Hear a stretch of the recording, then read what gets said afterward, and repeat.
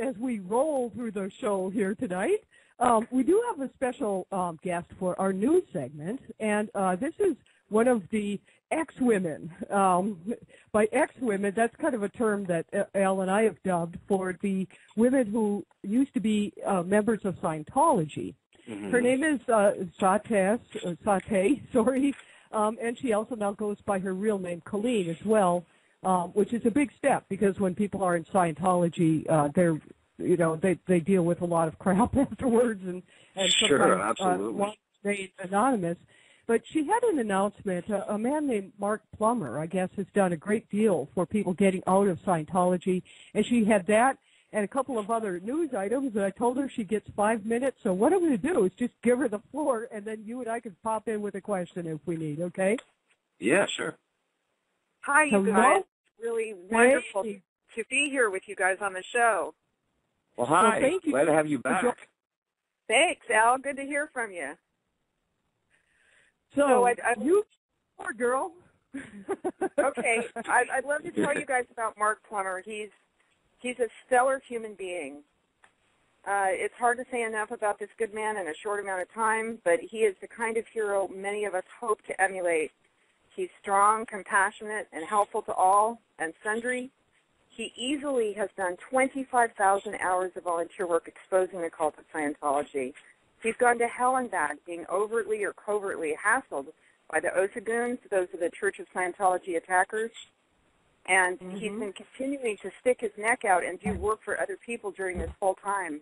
He did all of this while thousands of ex-Scientologists were too terrified to say boo about the cult, and he does need our help right now at this pivotal point in his life. He's been really ill, he needs some surgery, and his bills are stacked against him. Here are just a few of the stellar things that he has done. Did you want to say something, Al, before I talk about the things that he's done? No. Just go right ahead. The floor is, as they say, yours. Okay, thank you. He's assisted several individuals during litigation involving Scientology with FactNet subject matter. He was an expert to attorney Dan Leopold, and he prepared an affidavit in November of '98, the Lisa McPherson civil suit. Mark provided assistance to Kenan Dandar, and that was in '97, and that continued for several years. He gave subject matter expert assistance to Zenon Panousis and Karen Spank in their lawsuit against the RTC. That's under Scientology, of course. Lawrence Wallersheim, he worked on a special project with him, and he provided support. Mark prepared a declaration for use by Jerry Armstrong. I mean, these are all heavyweight names. Assisted numerous individuals in the litigation involving Scientology, including Arnie Lerma, Grady Ward, and Keith Henson, and he assisted dozens of individuals seeking refunds or repayments from Scientology.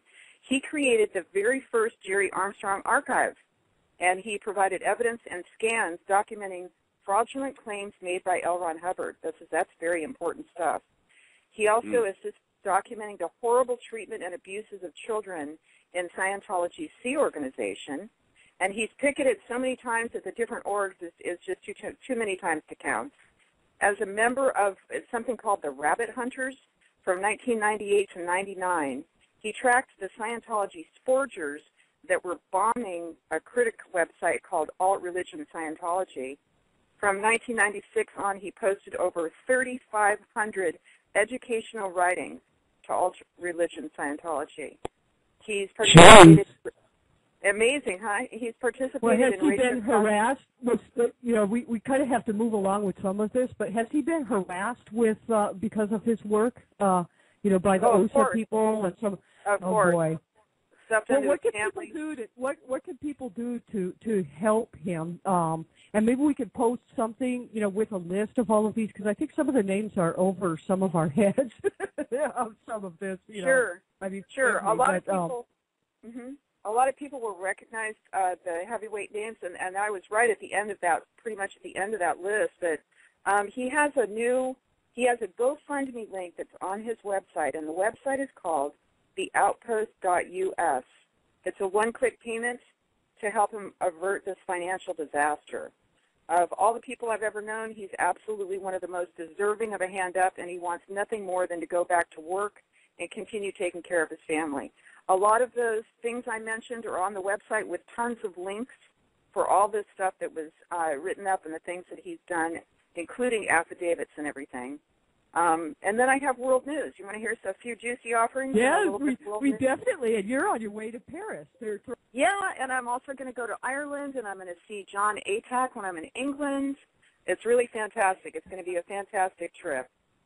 So wow, that's good for you. So, and I'll be doing some video and some audio, of course, while I'm over there. And some Narconon news. Mary McConnell, she has a website, Reaching for the Tipping Point. She says there's been about 10 cases that have been filed in the last few months against Narconon, and a total of about 50 lawsuits since 2007. David Love, our beloved David Love, he's the Narconon exposer extraordinaire, says his book is coming out soon, and it's called Roller Coaster Out of Hell. It's a rock'em sock'em tell-all about the relationship between Narconon and the Church of Scientology. And then, on another note, after a short hiatus caused by the dark side taking down his sites, Robert Robinson is back, and he's fighting harder than ever. He's expanding the fight to include all abusive cults. You can now go to his new site at worldcultwatch.org and get caught up. He says, please feel free to leave comments as it helps him to develop better articles. This is powerful and hard-hitting work. Coming soon is a large expose on the Mormon Church, which includes scientific repudiation of the basic Mormon claims, and the DNA evidence is irrefutable. Layla Wells, she was with the NOI, and she had started a work on Farrakhan. She was working on a project about his life story when she found out about his marriage to COS, which goes back 30 to 35 years, by the way. Her first book is out now, and it's called Farrakhan the Movie, because it's a book that reads like a movie. And she's currently working on a second one specifically about this scary marriage that is, in my personal opinion, one made in hell. The last thing I wanted to tell you about is John Atack. He's one of the old school critics. He has revised his book, and it's now out and available. It's called Let's Sell These People a Piece of Blue Sky. This is what he wrote to me recently.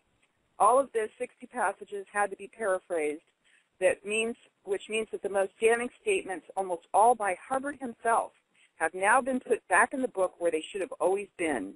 And on another interesting note, he thought I might like to tell you guys that Scientology's irrevocable scripture on Christianity is that it is an implant and that Jesus never existed, and you have to get to their upper levels called OT3 to find that out. CAPTA, that's KHAPTA, that's a world-renowned expert on terrorism, integrated John's book into her approach when she read it years ago, because she saw that the Scientologist is behaviorally a close relative of the terrorist. Isn't that amazing? Oh, my. Wow. Really well, amazing. That's some pretty big stuff that's happening then. Jeez. Well, I look forward to seeing some of those books, and we've got some more guests on hold here. So, did you want to say anything else, Colleen, or? Very, very briefly, in Belgium, there is a big law case right now, and that's really super, super good. It's for extortion, fraud, illegal practice of medicine. And then France and Germany have declared the Church of Scientology to be a cult, and the Church of Scientology was charged 600,000 euros in the law case that they lost against France. So this is all good news. Wow.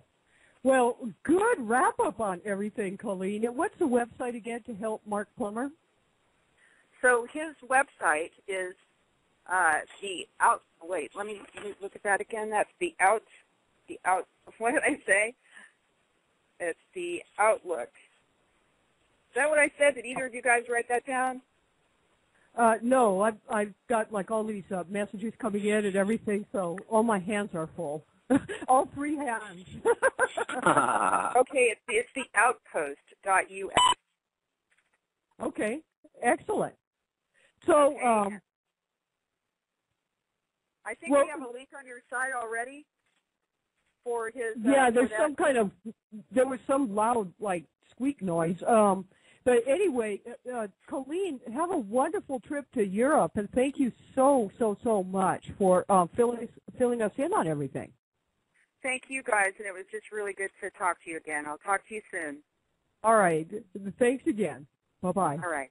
Bye-bye. It's hard to say enough about this good man in a short amount of time, but he is the kind of hero many of us hope to emulate. He's strong, compassionate, and helpful to all and sundry. He easily has done 25,000 hours of volunteer work exposing the cult of Scientology. A man named Mark Plummer, I guess, has done a great deal for people getting out of Scientology, and she had that and a couple of other news items, and I told her she gets 5 minutes. So what I'm going to do is just give her the floor, and then you and I can pop in with a question if we need, okay? Yeah, sure. Hi, you guys. Really wonderful to be here with you guys on the show. Well, hi. Well, thank you. Glad to have you back. Thanks, Al. Good to hear from you. So you poor girl. Okay. I'd love to tell you guys about Mark Plummer. He's a stellar human being. You know, as we roll through the show here tonight, we do have a special guest for our news segment, and this is one of the ex-women. By ex-women, that's kind of a term that Al and I have dubbed for the women who used to be members of Scientology. Mm-hmm. Her name is Satay, and she also now goes by her real name, Colleen, as well, which is a big step because when people are in Scientology, they deal with a lot of crap afterwards and sure, sometimes absolutely. stay anonymous. But she had an